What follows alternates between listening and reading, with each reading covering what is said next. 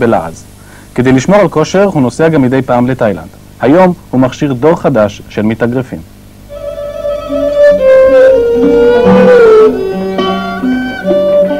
המקום הזה, בשבילי, כמו שלבן אדם יש מקדש, יש מקום שהוא אוהב, את הדבר שהכי אוהב, זה בשבילי המקום הזה. בשבילי אף אחד, אני לא מרשה לו לעלות יחף למשל לפה, לא לעשן, תן כבוד למקום, תן קידה למקום. על גג החורבה, פאב וגלריה בעיר התחתית, בנה רן קאושינסקי זירה וחדר קטן, שם הוא מקדיש את עצמו למה שהפך בשבילו לדרך חיים, האגרוף התאילנדי. לפני הרבה שנים היה לי איזה משבר, כמו שלכולם עם בחורה. וזה אחת הסיבות העיקריות שהרגשתי שאין לי כוח פתאום, שאפשר לשחק איתי. תמיד בתור ילד הערכתי חגורות שחורות בקראטה, זה מה שהכרתי. אז החלטתי יום אחד לנסות את זה.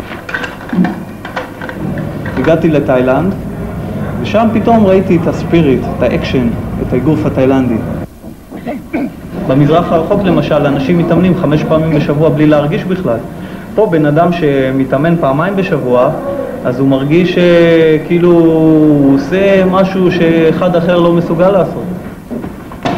אני לא אכנה למנטליות הזאת. אני אהיה כמו ביפן, כמו בתאילנד, שאני רוצה 5 אימונים בשבוע, אני אעשה 5 אימונים בשבוע, בגלל שאני רוצה. ויגידו לי, לא, אין תקציב למקום, אז אני אבנה מקום, שיהיה קטן, אבל אני אבנה מקום. זה הפך אותי אדם מאוד רגוע. ועם ביטחון עצמי, תשמע, אני לא מפחד מכלום היום, מצד אחד. מצד שני, אני בניתי את תחוש הזהירות. אני הולך עם אשתי ברחוב, מתפלים אלינו. מה לעשות? דבר ראשון, עצה שלי תתקרב לבן אדם ותתרחק. זה שלב ראשון. שלב שני, תתקרב לבן אדם, תסתכל עליו,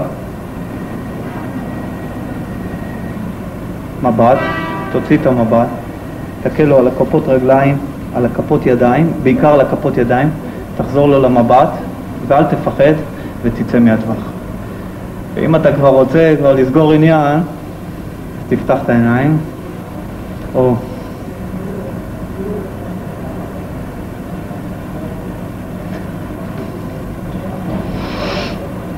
מאוד קשה לי לעשות את המבטים האלה, כי אני לא פסיכי עכשיו, אני צריך, חלק מהעניין זה שהוא מרגיז אותך, אז זה כבר העיניים יוצאות, הנה, זה עוד סוג של מבט.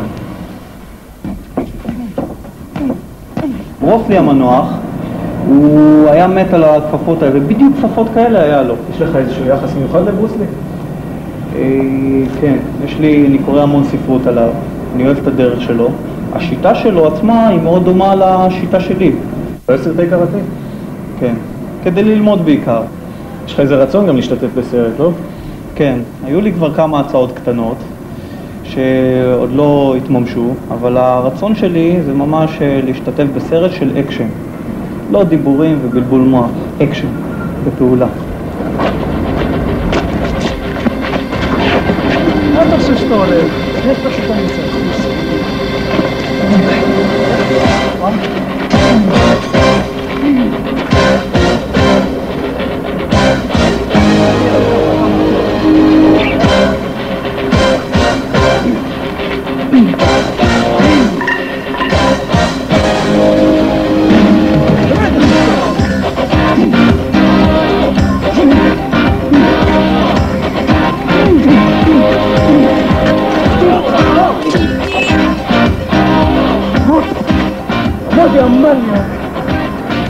عمرك يا منيك